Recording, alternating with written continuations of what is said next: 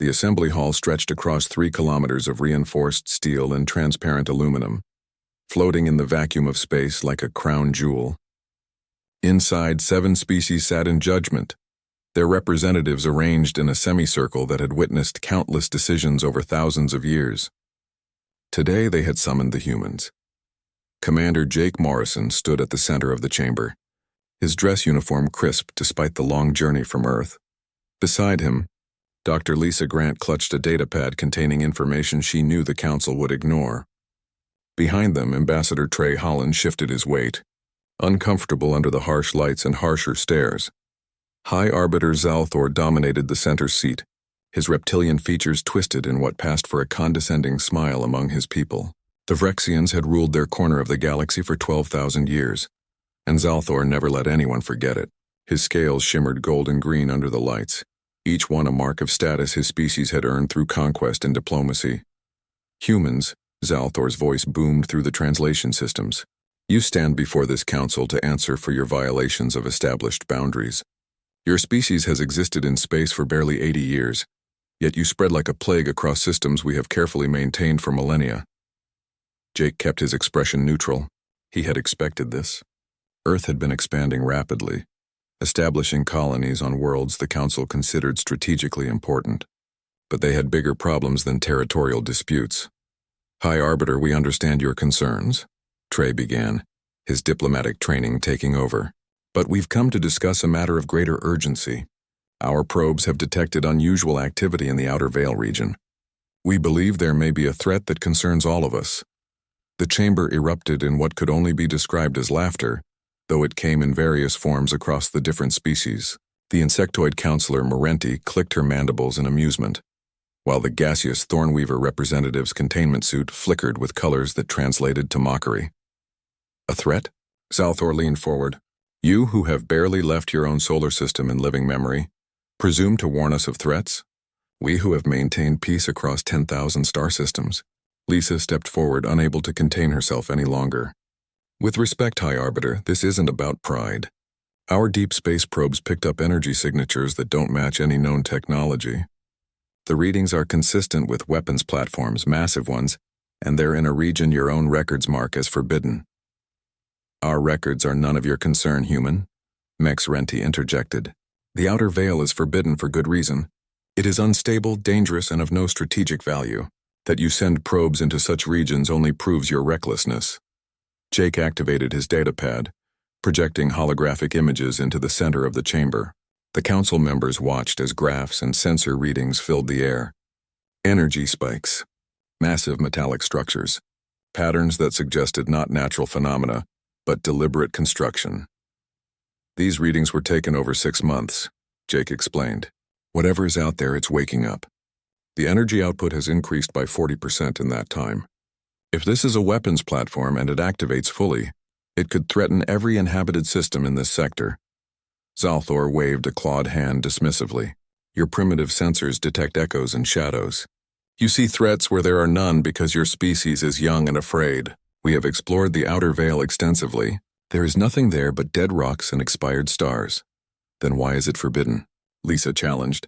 Your own archives mention something called the Sleepers, weapons created by a precursor race called the Architects. I found references buried in your historical databases classified for thousands of years. The chamber went silent. Several council members exchanged glances. Zalthor's eyes narrowed, his pupils contracting to slits. You dare access our restricted archives? His voice dropped to a dangerous whisper. I accessed publicly available historical records, Lisa countered. The classification was added later, probably by someone who wanted to forget. But the Architects were real. They existed 50,000 years ago, and they built weapons to fight something big enough to threaten an entire galaxy. Trey put a hand on Lisa's shoulder, a gentle warning to back down, but Jake understood her frustration. They had come here with evidence, with warnings that could save billions of lives, and they were being treated like children telling ghost stories. The Council does not appreciate being lectured by species who only recently discovered faster than light travel, Councillor McSrenti said. Yes, the Architects existed. Yes, they built things. But they are gone, extinct for longer than your species has existed. Whatever they created has long since turned to dust. Our sensors say otherwise, Jake insisted. Zalthor rose from his seat, his full height impressive even by Vrexian standards. This council has made its decision. Humanity will cease all expansion beyond your current systems. You will withdraw your probes from the outer veil and any other regions we deem sensitive.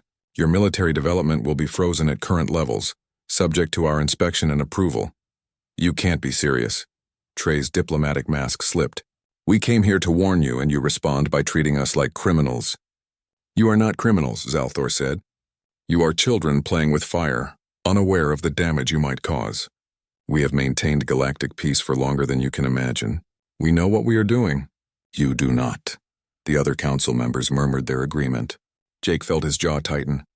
He had served in Earth's defense forces for 20 years. He had fought pirates in the Kepler systems, negotiated with hostile alien merchants, and helped establish colonies on worlds where the air itself tried to kill you. He was no child, and if we refuse? Jake asked quietly. The chamber's temperature seemed to drop. Zalthor's smile vanished completely. Then this council will take steps to ensure compliance. We have fleets that dwarf your entire military. We have weapons your scientists cannot even imagine. You will obey or you will be made to obey. This is not a negotiation. Lisa's hands trembled with suppressed anger. She pulled up another file on her datapad, but Trey gently pushed it down. The ambassador's face showed his own frustration, but he knew when a battle was lost. We will convey your decision to our government, Trey said formally. But know this, High Arbiter. If something does happen in the outer veil, if those energy signatures we detected become active, we will not have the luxury of saying we did not warn you. Your warnings are noted and dismissed, Zalthor said. This audience is concluded. You will return to Earth and await our inspection teams. Any deviation from our orders will be considered an act of war. The three humans turned to leave, but Lisa stopped at the chamber entrance. She looked back at the 7 species who ruled the galaxy with such confidence. The architects built those weapons for a reason, she said quietly. They were defending against something. The sleepers weren't created to gather dust. They were created because something was coming, something bad enough that an entire civilization poured their resources into building guardians that could survive for 50,000 years. Ancient history, Mixerenti said. Fairy tales to frighten young species. I hope you're right, Lisa said. I really do. The chamber doors closed behind them, sealing the humans out and the council in their bubble of certainty. As they walked through the station's corridors back to their ship, none of them spoke. What was there to say? They had done their duty. They had delivered the warning. And they had been laughed at, dismissed, threatened. Jake's communicator buzzed. A message from Earth, marked urgent. He read it quickly, his expression darkening. What is it? Trey asked. The colony ship Frontier left port 3 days ago, Jake said. Their destination is the Kepler 442 system, right on the edge of the outer veil. They're going to establish a mining outpost, Lisa asked. Against council orders, Jake nodded. Captain Ryan Shaw sent a message before going dark. Said humanity needs those resources and he's not going to let a bunch of aliens tell him where he can and can't go. Trey closed his eyes. We need to recall them immediately. If the council finds out, they'll use it as justification for military action. But Jake was looking at his datapad, at the energy readings they had shown the council. The signatures had spiked again just in the last hour.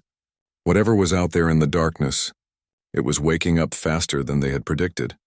We might have bigger problems than the council, he said quietly. The 3 humans boarded their ship and began the long journey back to Earth, unaware that by the time they arrived, everything would have changed. The warnings had been ignored. The council had made their judgment, and in the darkness of the outer veil, something ancient stirred in its sleep, responding to signals it had not heard in 50,000 years. The Titan was beginning to wake. The colony ship Frontier cut through space like a blade, its engines pushing it toward the Kepler 442 system at speeds that would have seemed impossible a century ago. Captain Ryan Shaw sat in his command chair, watching the stars slide past on the main view screen. 6 months had passed since the council had issued their ultimatum to Earth. 6 months of heated debates, angry protests, and ultimately defiance. We're approaching the outer veil boundary, his navigator announced. Crossing into forbidden space in 10 minutes. Ryan nodded. He knew the risks. The Galactic Council had made their position clear. Any human vessel found in restricted areas would be seized, its crew arrested, its mission terminated.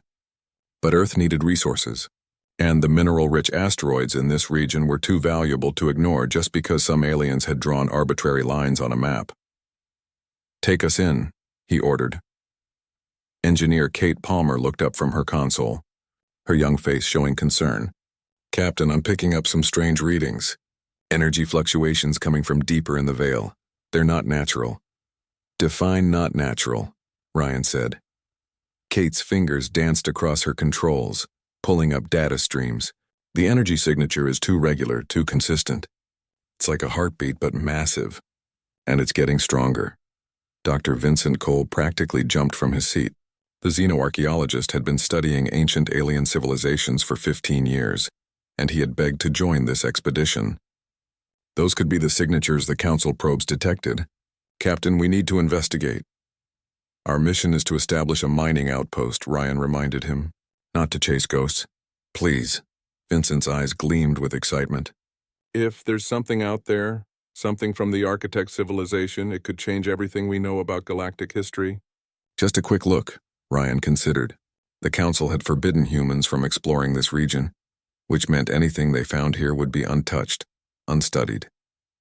And if there was something dangerous lurking in the darkness, better to know about it than stumble across it later.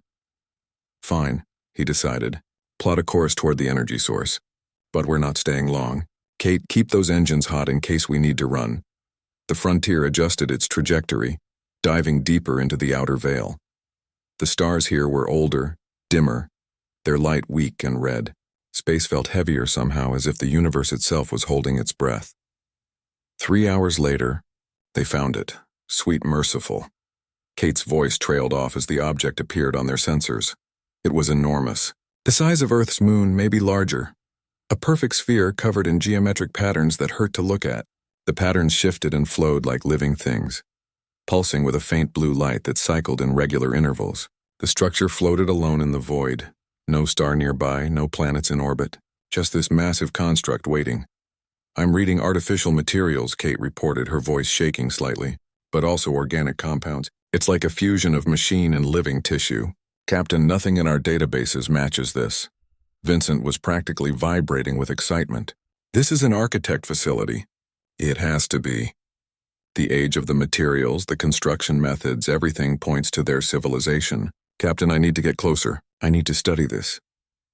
Ryan studied the structure on the view screen. Every instinct he had developed over 20 years in space was screaming at him to turn around and leave. But Vincent was right.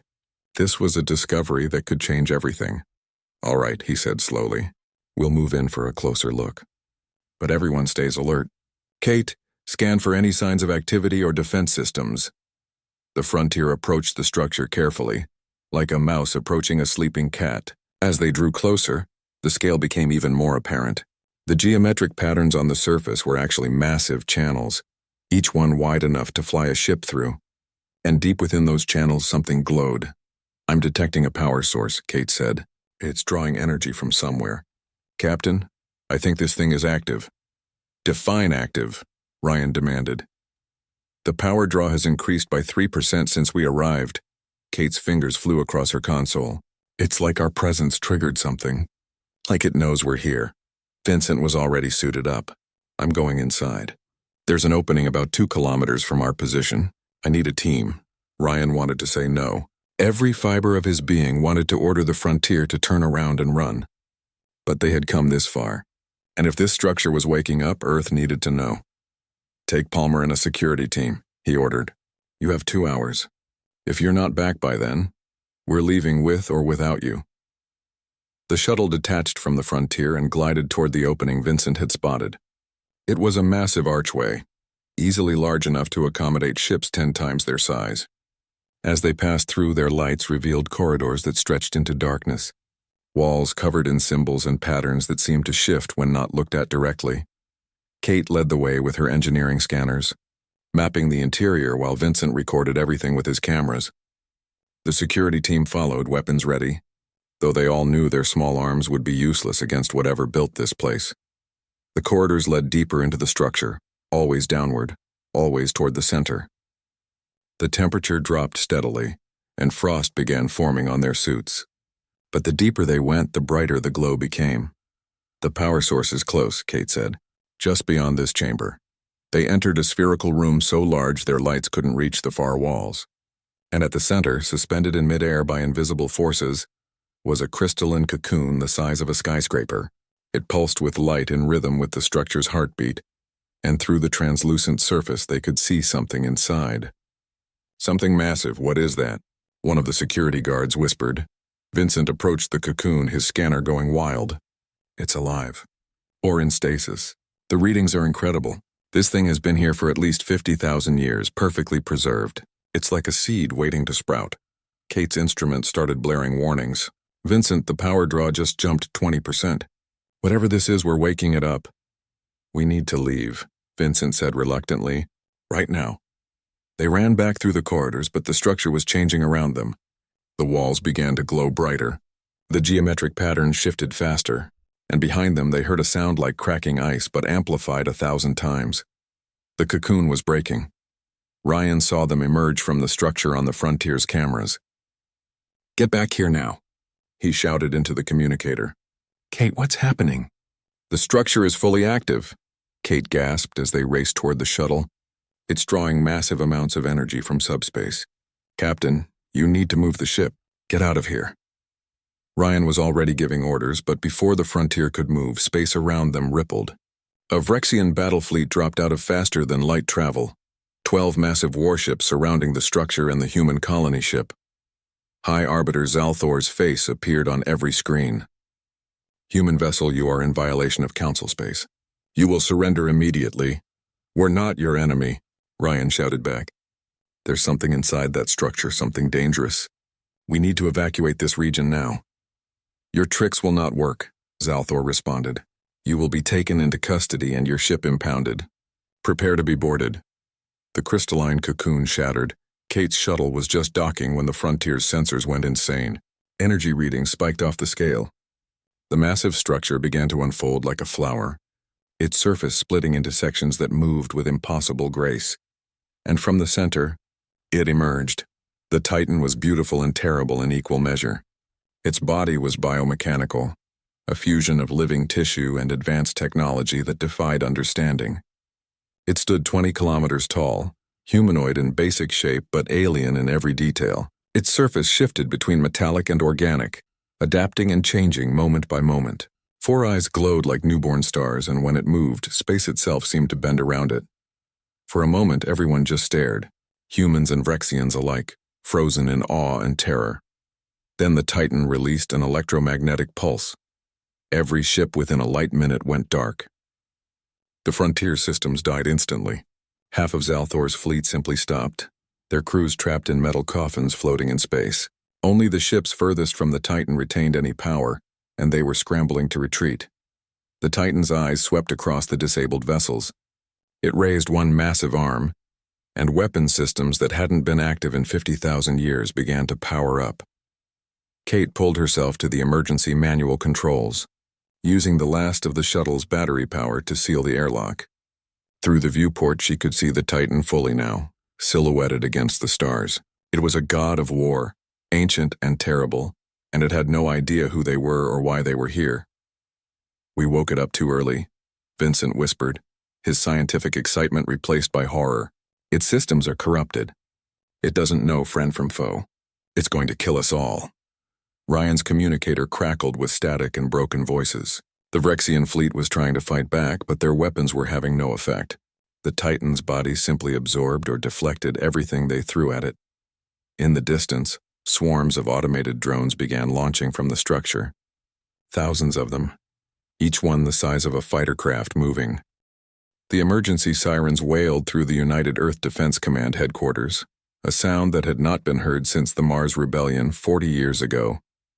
Admiral Scott Hayes stood before the main tactical display, watching red icons multiply across the holographic map of the outer veil. Each icon represented a disabled ship, human or alien, drifting helplessly while something ancient and terrible decided their fate. "Get me a direct line to the Frontier," Scott barked. "I want to know what we're dealing with." "Sir, communications are fragmentary," a young officer reported. The electromagnetic pulse that disabled the fleet is interfering with long-range signals. We're getting pieces of transmissions, but nothing coherent. President Claire Bennett entered the command center, her face pale but composed. She had been woken from sleep 3 hours ago with news that seemed impossible. An ancient weapon had awakened. The Council fleet was disabled. Humanity stood on the brink of a war they could not win. "Admiral, give me the situation," she demanded. Scott pulled up a recording, pieced together from scattered transmissions. The image was distorted, flickering with static, but clear enough. The Titan stood against the stars, its massive form radiating power that made human technology look like children's toys. "That thing emerged from a structure in the outer veil," Scott explained. "Our colony ship Frontier was investigating energy readings when it activated. The Vrexian fleet showed up to arrest them, and the Titan treated everyone as hostile. It's currently holding position, but its automated defenses are active. Anything that gets close is destroyed." Claire stared at the image. "How many people do we have out there?" "The Frontier has 80 colonists and crew," Scott said grimly. "Maybe half of them are still alive. The Vrexian fleet had close to 10,000. We don't know how many survived the initial pulse." The door opened and Jake Morrison entered, still in civilian clothes. He had been recalled from emergency leave the moment news of the Titan reached Earth. Behind him, Lisa Grant carried a portable workstation, her eyes red from lack of sleep. "Tell me you have something," Claire said. Lisa set up her equipment and began pulling up files. The Council archives weren't as secure as they thought. "I've been digging deeper into references to the architects and the sleepers. What we're dealing with is called a Titan, a guardian weapon created by the architect civilization approximately 50,000 years ago." She displayed ancient text, translated by Earth's best computers. The architects built the Titans to fight something called the Swarm, an extragalactic threat that consumed entire civilizations. The Titans were the ultimate defense, powerful enough to destroy planets if necessary. They were supposed to be intelligent, capable of distinguishing threats from innocents, but this one woke up wrong. "How wrong?" Claire asked. "Its systems are corrupted," Lisa explained. 50,000 years in stasis damaged its core programming. Right now it doesn't know who we are or why we're here. It just knows it was built to fight and everyone around it looks like a potential enemy." Scott leaned forward. "Can we destroy it?" "No," Jake said flatly. "I've reviewed the tactical data. The Vrexian fleet hit it with everything they had. Their weapons didn't even scratch it. The Titan's body adapts to any attack, learns from it, becomes immune. We could throw our entire military at it and just make it stronger." Claire closed her eyes. "Then what do we do? The Council is demanding we take responsibility. They're threatening total war if we don't stop this thing we accidentally activated." "There might be another way," Lisa said quietly. She pulled up new data, streams of code and energy patterns. "I've been analyzing the transmissions from the structure. There's an artificial intelligence there, something the architects left behind to maintain the Titan. I think it's trying to communicate." She played an audio file, a series of tones and pulses that sounded almost like speech. "This has been broadcasting on multiple frequencies since the Titan awakened. I think it's the caretaker, trying to warn us or maybe ask for help." "Can you translate it?" Jake asked. "I've been trying," Lisa said. "The language is 50,000 years old, nothing like any modern tongue. But I'm finding patterns, mathematical structures that might be universal. If I can establish basic communication, I might be able to find out what went wrong and how to fix it." Scott's tactical mind was already working. "Even if you can talk to this intelligence, how does that help us? The Titan is active and dangerous. Every minute it's out there, it could decide to attack inhabited systems. The intelligence might know how to shut it down," Lisa said, "or at least put it back into stasis until we can repair its systems properly." "That's a lot of maybes," Claire observed. "It's all we have," Jake said. "Unless you want to evacuate every system within 50 light years and hope the Titan doesn't follow." An officer rushed to Scott's side, whispering urgently. The Admiral's face darkened. "We just received a transmission from the Council. They're assembling a combined fleet. Every military ship from every member species. Their plan is to destroy the Titan and the structure, then deal with Earth's violations afterward." "They'll fail," Jake said, "and the Titan will destroy them, which means it will have even more reason to see all spacefaring life as threats." Claire made her decision. "Lisa, you have 72 hours to establish communication and find a solution. Admiral, prepare a military operation. If Lisa can disable the Titan's defenses long enough, I want our people ready to move in and complete whatever process she identifies. We'll need volunteers, Scott said. This is a suicide mission. Anyone we send might not come back. Then ask for volunteers, Claire said. But make sure they understand what's at stake. If we fail, the Titan could destroy everything humanity has built in space. If the Council fleet attacks first, we'll have an even bigger mess. This is our only chance. Lieutenant Chris Ward was in the pilot's ready room when the call went out. The message was simple and direct. Earth needed pilots willing to fly into certain death for a chance to save millions of lives. No guarantees, no promises of glory, just duty and hope. Chris looked at the photograph on his locker door. His daughter, smiling on her 8th birthday. She lived on New Dakota Colony, one of humanity's furthest outposts. If the Titan decided to attack inhabited worlds, she would be among the first to die. He was the 3rd person to volunteer. By the time Scott finished his briefing, he had more volunteers than ships. Pilots, Marines, engineers, all willing to face the Titan for a chance to save their people. It was, Scott thought, the most human thing he had ever witnessed. Faced with impossible odds and certain death, his species didn't run. They stepped forward. Lisa worked around the clock, barely sleeping, surviving on coffee and determination. The ancient language slowly revealed its secrets. She found mathematical patterns, universal constants that any advanced species would recognize. She built a translation matrix, imperfect but functional. The first successful communication came 48 hours after the Titan's awakening. The artificial intelligence identified itself as the Sentinel, the caretaker left behind by the architects. Through broken phrases and fragmented concepts, it told her the truth. The Titans were never meant to be weapons of conquest. They were guardians, protectors against the swarm, an extragalactic threat that had nearly destroyed all life in the galaxy 50,000 years ago. When the swarm was finally defeated, the Titans were put into hibernation, programmed to wake only if that ancient enemy returned. But something triggered it early, Lisa explained to the assembled command staff. The Sentinel says the Titan detected energy signatures consistent with the swarm. That's why it started waking up. But the awakening was incomplete. Its recognition systems are corrupted. It can't tell friend from foe. Can the Sentinel fix it? Claire asked. Maybe, Lisa said. But it needs access to the Titan's core systems.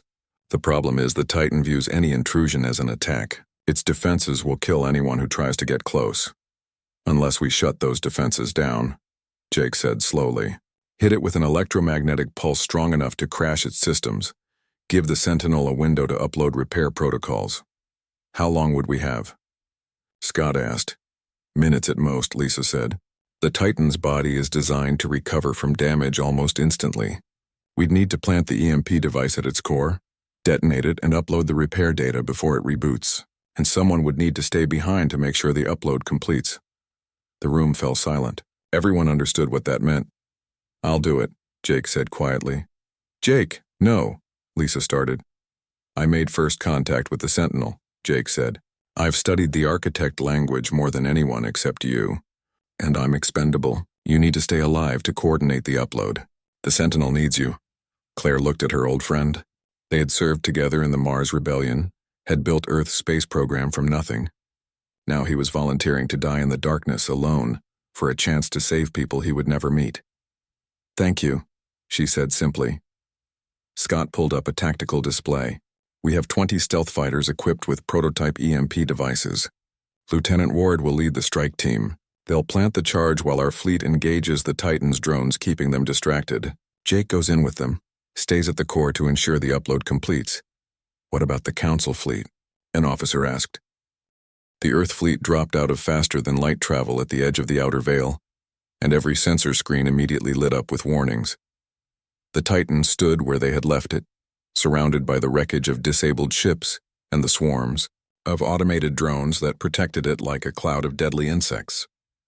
Admiral Scott Hayes stood on the bridge of the battleship Defiant, the flagship of humanity's desperate assault.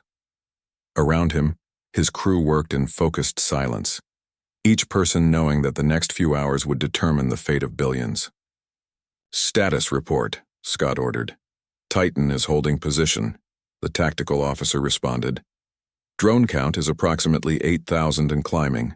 They're manufacturing more from salvaged chip materials. Energy output from the Titan has increased another 15% since our last readings. It's getting stronger. Captain Ryan Shaw's voice crackled over the communication system. His crew had managed to restore partial power to the frontier, enough to keep life support running. Admiral, whatever you're planning, do it fast. That thing is adapting, learning.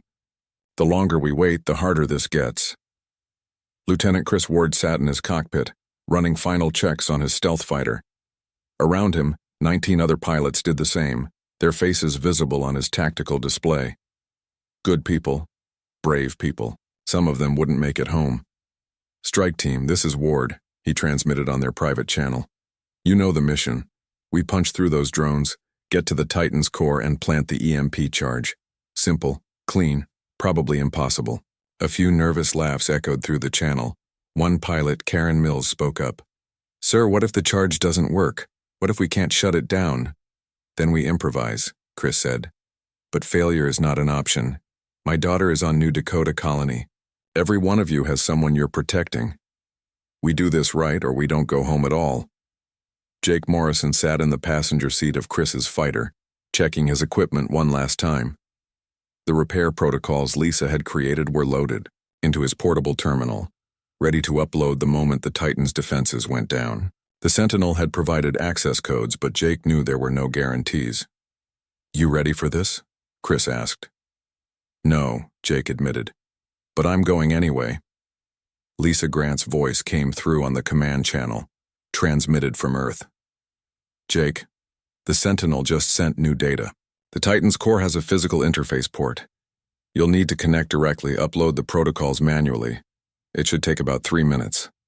"Should?" Jake asked. "The Sentinel hasn't accessed that system in 50,000 years," Lisa said apologetically. "We're working with best guesses here." "Comforting," Jake muttered. Scott's voice cut through all channels. "All ships, this is Hayes. We're going in. Weapons free, target those drones. Give the strike team a path through. And remember, we're not trying to destroy the Titan. We're trying to save it." The Earth fleet surged forward, 42 ships against 8,000 drones and a god of war. Missiles streaked through space, intercepting the first wave of drones before they could close the distance. Point defense. Lasers created a web of fire burning through enemy after enemy. But the drones adapted.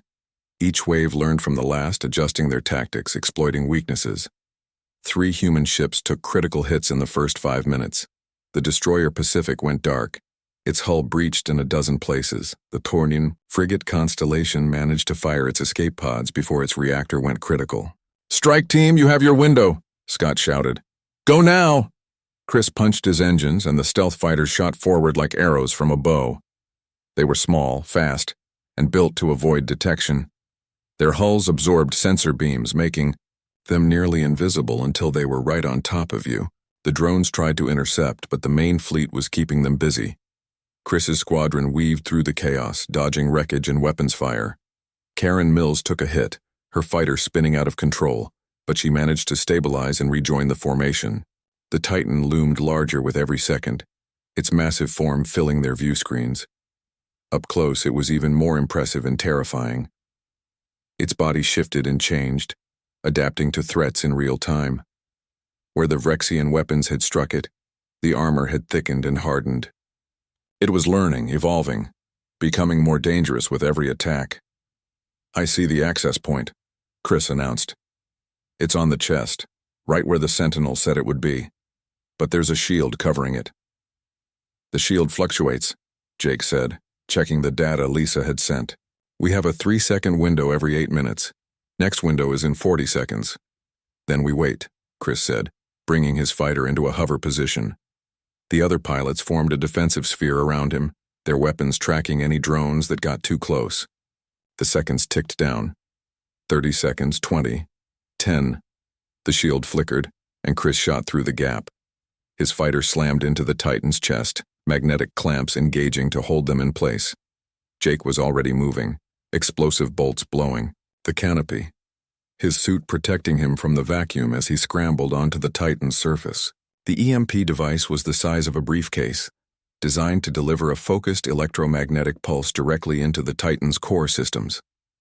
Jake attached it to the access port, his hands shaking despite years of training.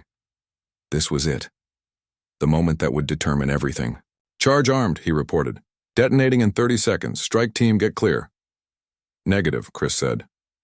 "I'm staying with you. Someone needs to make sure you get that upload started." "Ward, that's an order," Jake said. "Get your people out of here." "With respect, sir, go to hell," Chris responded. "My daughter deserves to grow up in a galaxy where ancient weapons protect people instead of killing them. I'm seeing this through." Before Jake could argue, 2 more fighters landed beside them. Karen Mills and another pilot, Ben Foster.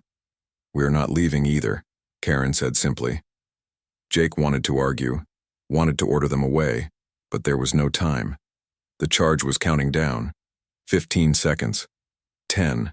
The drones noticed them. A swarm broke off from the main battle, converging on the Titan's chest. The human fleet tried to intercept, but there were too many. 5 seconds. 3. The EMP detonated. Every system on the Titan's massive body crashed instantly. The drones fell from the sky like rain, their connection to their master severed.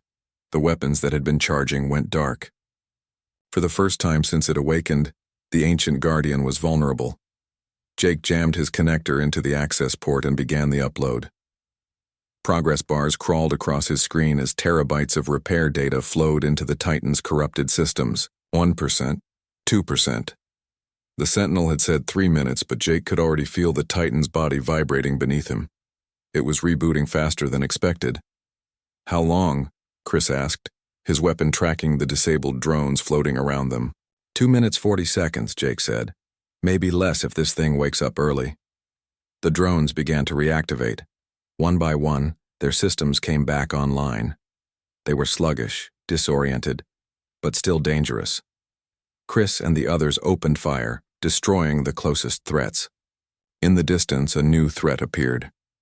The Council fleet had arrived, dozens of ships representing every member species dropping out of faster-than-light travel in perfect formation. And at their head was High Arbiter Zalthor's command vessel, its weapons already charging. "This is High Arbiter Zalthor," the transmission boomed across all frequencies. "All vessels will withdraw immediately. We are initiating Protocol Omega. The Titan will be destroyed." "Zalthor, stand down," Scott transmitted back. "We're uploading repair protocols. If you fire now, you'll doom us all." "Your recklessness awakened this abomination," Zalthor responded. "We will not let you compound your mistakes. All batteries, open fire." The Council fleet unleashed everything they had.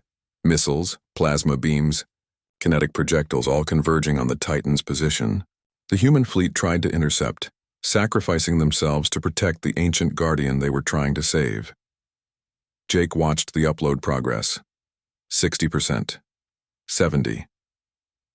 The Titan's body was coming back online, its defenses activating in response to the Council's attack. Its eyes began to glow again, burning with ancient fury. "It's waking up," Karen shouted. "Jake, we need to go." "Almost there," Jake said through gritted teeth. 85%. 90. The Titan moved. One massive hand rose, swatting at the Council missiles like they were insects. Its other hand reached toward its own chest, toward the humans clinging to its surface. It registered them as invaders, threats to be eliminated. Chris grabbed Jake's suit, trying to pull him toward his fighter. "We have to move now." 5 more seconds, Jake insisted. 95%. The Titan's hand descended. Chris shoved Jake aside, taking the impact himself. His body was crushed instantly, his suit rupturing. Karen and Ben grabbed Jake, hauling him toward the remaining fighters as the Titan's fingers closed around the space where he had been standing. 98%. The upload completed. For a moment, everything stopped. The Titan froze, its massive body going rigid as the repair protocols overrode its corrupted programming. The Council fleet held their fire, uncertain. The human ships drifted in the silence, waiting. Jake, held by Karen and Ben in their fighter, watched through the viewport as the Titan's eyes changed. The angry red glow faded, replaced. The Galactic Council chamber looked different now. The same 7 species sat in their ancient seats, but the confidence that had defined them for millennia was gone. On the main view screen, visible through the station's massive windows, the Titan hung in space above Earth like a second moon. Its presence changed everything. President Claire Bennett stood where Jake Morrison had stood months ago, but she did not stand alone. The Titan's ambassador matrix, a holographic projection of its consciousness, floated beside her. It had chosen to communicate through an image of the architects who had created it, a gesture of respect to its makers and a reminder of what it represented. High Arbiter Zalthor looked smaller somehow, his golden scales less bright. His fleet had limped back to council space, half destroyed by the Titan's brief resistance. The repair bills alone would bankrupt the Rexian treasury for years. This council acknowledges, Zalthor began, his voice lacking its usual arrogance, that our assessment of the human species was premature and incorrect. The warnings you brought were valid. The threat was real, and your actions in restoring the Titan's original programming have potentially saved countless lives. Potentially? Claire asked calmly. Lisa Grant stepped forward, carrying her portable workstation. She had barely slept since the battle, spending every waking moment working with the Sentinel to understand what the Titan had detected. What she had found terrified her.